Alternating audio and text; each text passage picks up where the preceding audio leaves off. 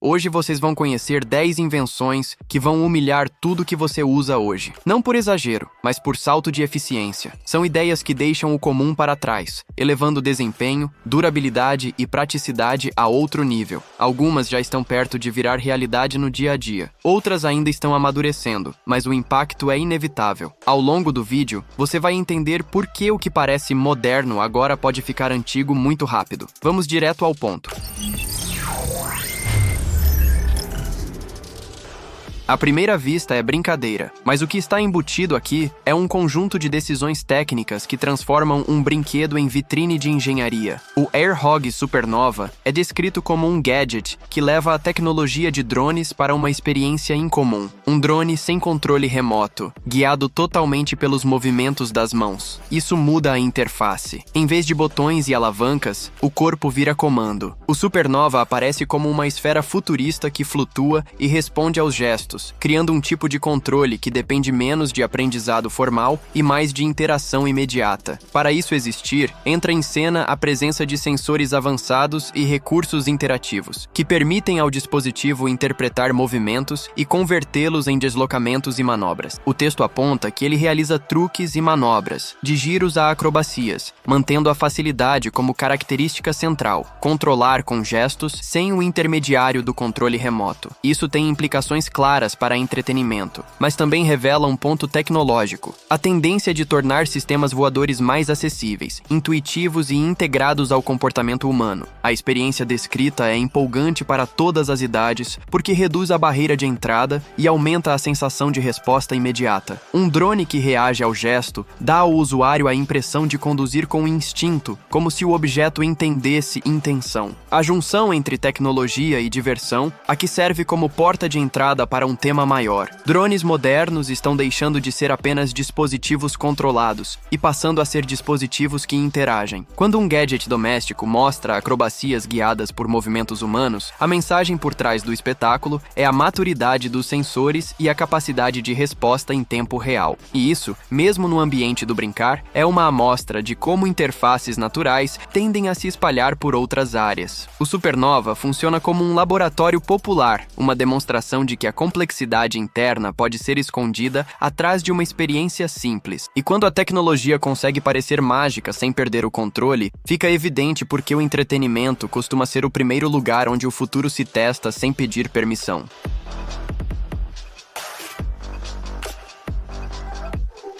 Isso muda a anatomia da decisão em segundos. A veia, que antes era procurada no escuro, passa a aparecer como um caminho real, desenhado diante dos olhos. O AcuVein 500 entra no cotidiano clínico como um dispositivo portátil, cuja função é direta, mas com impacto imediato na qualidade do procedimento: localizar veias com mais precisão. Não se trata de um acessório de conforto, é uma ferramenta que atua no ponto exato onde falhas pequenas viram dor, tempo perdido e repetição de punções. A tecnologia descrita aqui usa infravermelho próximo para produzir em tempo real um mapa das veias do paciente. Esse mapa não é uma imagem genérica, é uma visualização clara do que está abaixo da superfície da pele, oferecendo ao profissional de saúde uma referência objetiva no momento da venopunção. Em pacientes com acesso venoso difícil, onde a tentativa depende de palpação, experiência e uma dose de tentativa e erro, a mudança é prática: reduzir a chance de errar a punção. Menos erro significa menos repetição significa menos desconforto. E o dispositivo existe exatamente para encurtar esse ciclo. Quando um procedimento é mais preciso, ele tende a ser mais eficiente, e eficiência em saúde raramente é só velocidade. Eficiência também é reduzir interrupções, diminuir estresse do paciente e do profissional, e criar um cuidado mais previsível. O AcuVein 500 aparece como um divisor de águas, porque desloca a venopunção de um ato parcialmente intuitivo para um ato mais guiado por visualização. O que antes dependia de sinais indiretos passa a ganhar uma camada de leitura direta, sem exigir que o paciente se encaixe em um padrão fácil. A promessa central não é futurista, é clínica: enxergar melhor para perfurar menos, e perfurar menos para cuidar melhor. No fim, a inovação não está apenas no infravermelho, mas no que ele altera na experiência humana do atendimento. Quando a tecnologia eleva a precisão, o corpo deixa de ser um campo de tentativa e passa a ser um território mapeado.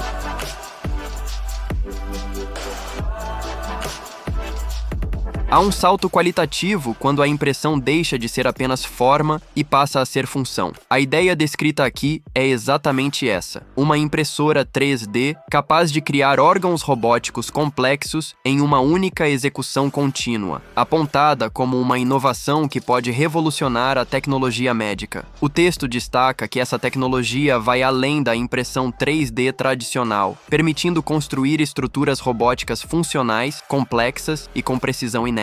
A palavra contínua é central, porque sugere integração. Em vez de peças separadas que depois precisam ser montadas, o processo cria um conjunto único, com complexidade interna e continuidade estrutural, como se a funcionalidade já nascesse dentro do próprio objeto impresso. O potencial para a saúde é descrito como enorme, abrindo caminho para produzir órgãos robóticos que se integrem ao corpo humano e imitem funções naturais. Isso não é apresentado como fantasia distante, mas como implicação direta do avanço. Se a impressão alcança precisão e capacidade de criar robótica funcional, então a medicina ganha acesso a estruturas personalizadas, com aplicação que pode se estender para soluções específicas de cada caso. As implicações citadas se espalham de melhorias em procedimentos cirúrgicos a soluções médicas personalizadas. Melhorias cirúrgicas sugerem que estruturas robóticas impressas poderiam auxiliar intervenções, oferecer suporte ou substituir partes danificadas com mais adequação funcional. Soluções personalizadas apontam para um cenário em que o que é criado pode ser ajustado às necessidades do indivíduo, diminuindo generalizações e aumentando compatibilidade. O texto define esse cenário como convergência entre robótica e saúde, empurrando fronteiras do possível e abrindo portas para transformações profundas no cuidado médico. O ponto documental é que, quando duas áreas se fundem, surgem categorias novas de tratamento e suporte ao corpo. A inovação aqui não é apenas um equipamento melhor, é uma metodologia que muda o que pode ser construído e como pode ser incorporado. Quando um órgão robótico pode ser criado com complexidade e precisão em um único processo, a medicina não está só ganhando uma ferramenta, está ganhando uma nova maneira de fabricar função biológica em forma mecânica, e isso altera a própria definição de limite entre corpo e tecnologia.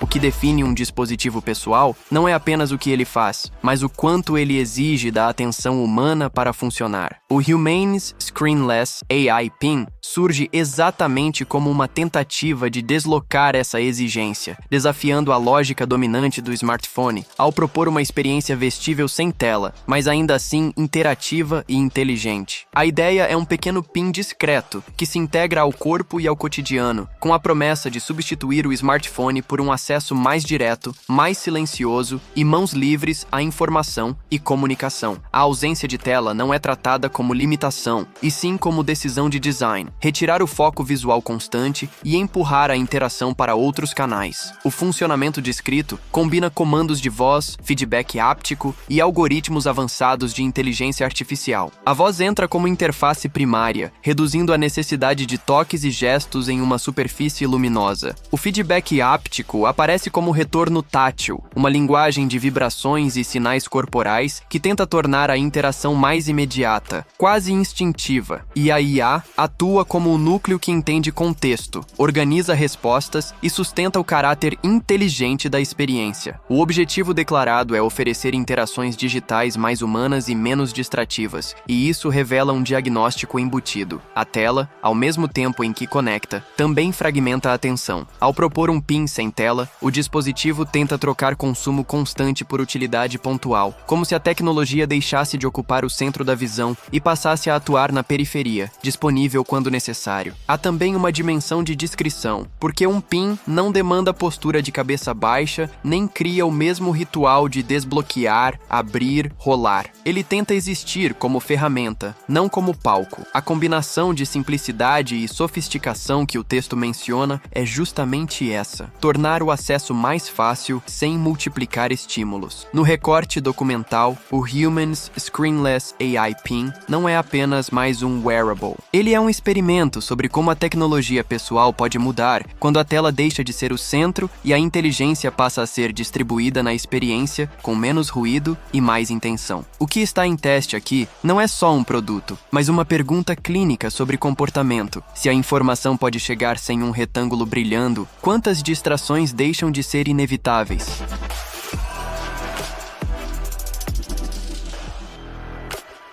O problema do lixo não começa quando ele é descartado, começa quando ele é produzido como destino inevitável. É nesse ponto que embalagens comestíveis e biodegradáveis entram como uma proposta de ruptura, materiais pensados para cumprir função e desaparecer sem deixar cicatriz. A ideia central é simples de formular e difícil de executar. Uma embalagem que protege o alimento, mas que também pode fazer parte da refeição ou se integrar ao ambiente após o uso. O que aparece aqui não é uma única tecnologia, mas uma abordagem com múltiplos caminhos de material e design. Há filmes comestíveis feitos de amido ou proteínas, sugerindo uma estrutura fina e funcional, capaz de envolver e preservar. Há embalagens derivadas de algas marinhas, cogumelos, folhas de palmeira e até cera de abelha, indicando um ecossistema de alternativas que tenta substituir plásticos de uso único por recursos mais renováveis. Cada opção carrega um mecanismo de solução. Algumas se dissolvem,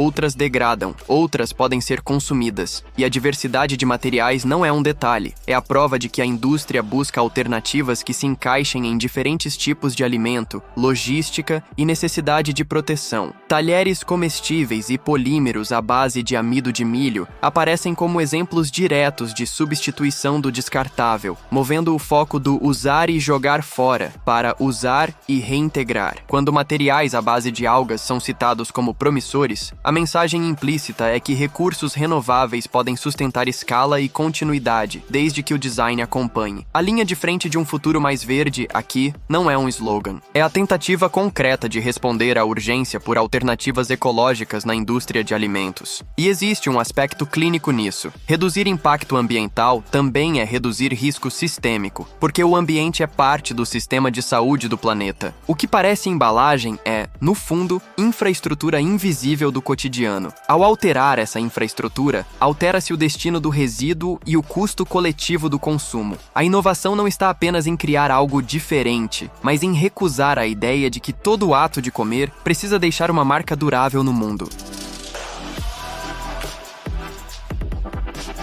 Quando um recife enfraquece, não é apenas um cenário subaquático que se perde, é um sistema inteiro de vida, abrigo e equilíbrio que começa a falhar. Restoring, a Reef, entra como uma narrativa de reconstrução ambiental baseada em esforço contínuo e técnicas dedicadas para devolver força a ecossistemas de corais em dificuldade. O texto aponta desafios como branqueamento e degradação e, diante deles, descreve uma resposta que mistura compromisso e inovação. Em vez de tratar a perda como inevitável, surgem viveiros de corais que cultivam espécies mais resistentes, uma estratégia que tenta aumentar a chance de sobrevivência em ambientes pressionados. A palavra viveiro sugere método e paciência, corais sendo criados, observados, fortalecidos antes de serem devolvidos ao ambiente natural. Ao lado disso, aparecem métodos avançados de transplante, indicando que não basta cultivar, é preciso recolocar de forma eficaz, com técnicas que respeitem o habitat, o encaixe e a continuidade do crescimento.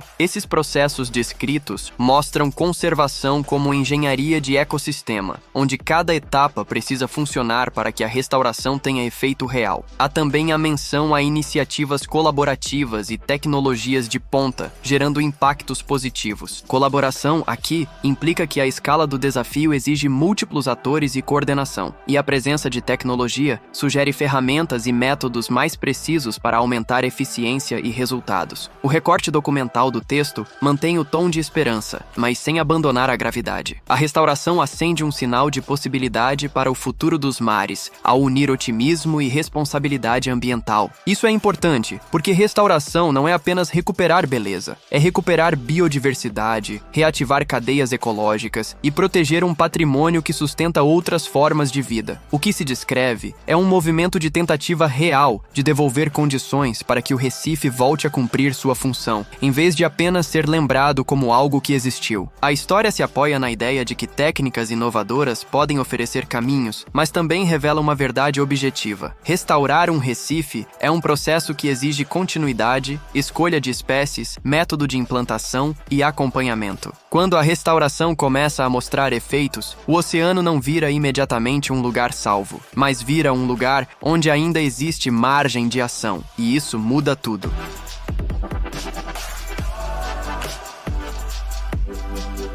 A segurança de um aeroporto não depende apenas de cercas, câmeras e protocolos. Depende de cobertura, tempo de resposta e capacidade de observar o que acontece antes que vire incidente. A Atlas Nest Docking Station aparece como uma inovação que tenta reorganizar essa equação ao introduzir drones como agentes ativos dentro do ecossistema de proteção aeroportuária. A proposta é um sistema no qual drones atuam como guardiões vigilantes, patrulhando o céu e monitorando áreas críticas para garantir segurança. Para isso ser operacional, não basta ter drones. É preciso ter infraestrutura contínua que permita uso repetido, manutenção e disponibilidade imediata. É nesse ponto que a Atlas Nest entra como base de operações, uma estação que inclui recarga, manutenção e implantação. A estação funciona como um ninho logístico, um ponto fixo que dá aos drones autonomia de missão, porque reduz a necessidade de deslocamento humano constante para recolher, carregar e preparar o equipamento. Com essa estrutura, o drone deixa de ser uma ferramenta eventual e passa a ser um componente permanente do sistema de vigilância. O texto coloca que, com eficiência e versatilidade, os drones podem contribuir para a vigilância, resposta a emergências e protocolos de segurança, e essa triagem é relevante porque mostra 3 camadas de uso. Vigilância é o olhar contínuo, o monitoramento que identifica padrões e movimentações. Resposta a emergências é a capacidade de chegar rápido, observar de cima, oferecer informação situacional. E protocolos de segurança é a integração formal, o drone como peça do procedimento, não como improviso. O resultado descrito é uma abordagem mais inteligente e proativa, que tenta antecipar em vez de apenas reagir. Ao deslocar parte do trabalho para o espaço aéreo e automatizar ciclos de operação com uma estação dedicada, o sistema ganha alcance e persistência. No recorte técnico, a Atlas Nest Docking Station não é apenas um suporte físico. Ela é o elemento que torna o uso de drones sustentável e repetível em um ambiente onde interrupções custam caro. A inovação, aqui, está no desenho do sistema completo. Não apenas o drone no ar, mas a base que garante que ele possa estar no ar quando for necessário.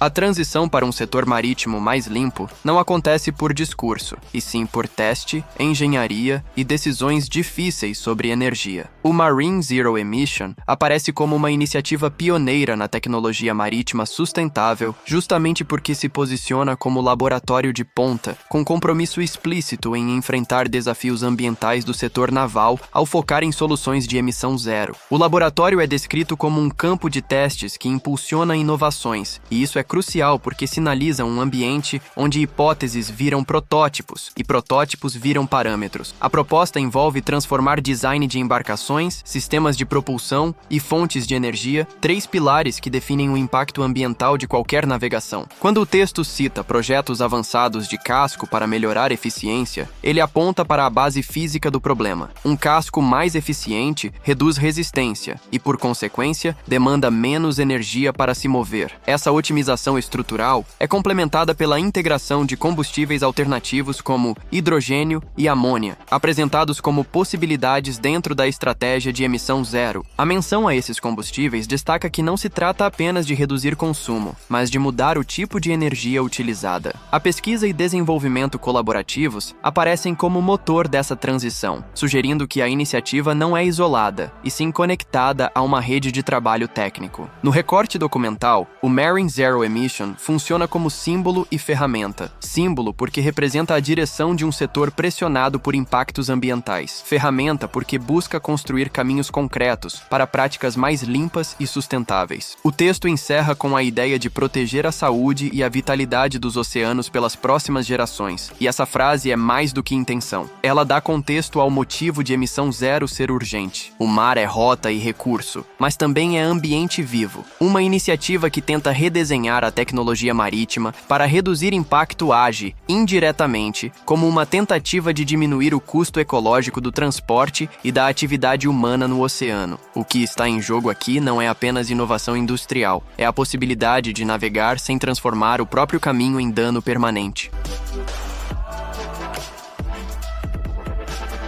Existe um tipo de máquina que não se limita a obedecer. Ela observa, interpreta e devolve uma resposta. A Yamaha Motoroid é apresentada como uma criação de ponta no universo das motocicletas justamente por entrar nessa categoria, a de um sistema sobre duas rodas que combina inteligência artificial, robótica avançada e desempenho, não como enfeite tecnológico, mas como proposta de experiência. Aqui, a ideia de motocicleta se afasta do conceito tradicional de veículo e se aproxima de um objeto interativo, quase como uma plataforma que aprende o perfil de quem conduz. O ponto-chave descrito é que a Motoroid integra recursos guiados por IA e se adapta às preferências do piloto, oferecendo uma experiência personalizada e intuitiva. Personalização, nesse caso, não é trocar modo de pilotagem por botão. É uma máquina que tenta entender o comportamento do condutor e ajustar a resposta para criar uma condução que pareça mais natural. A presença de robótica avançada adiciona uma camada que sugere precisão e controle refinado, como se o corpo mecânico da moto tivesse capacidade de atuar com autonomia em certas decisões, sempre alinhado ao objetivo de ampliar a conexão entre humano e veículo. A Motoroid é descrita como um vislumbre do futuro da pilotagem, porque coloca a comunicação como elemento central. Não é apenas andar, é interagir. Uma máquina que se comunica com quem a conduz cria uma relação diferente com a condução. O piloto deixa de ser somente o comando e passa a ser parte de um sistema que responde. O que se redefine aqui é o limite do que uma motocicleta pode ser no século XXI. Não apenas potência e design, mas inteligência embarcada capaz de reconhecer preferências e traduzir isso em comportamento. Esse conceito desloca a emoção da pilotagem do território puramente físico para um território híbrido, onde a sensação de controle se mistura com a sensação de ser compreendido por uma máquina. A Motoroid, nesse retrato, não é apenas uma inovação em mobilidade. Ela é um experimento de relacionamento tecnológico aplicado à condução, onde a sofisticação da IA tenta ampliar a experiência sem tornar tudo mais distante. O resultado é uma pergunta clínica do futuro. Quando a moto aprende o piloto, quem está realmente conduzindo quem?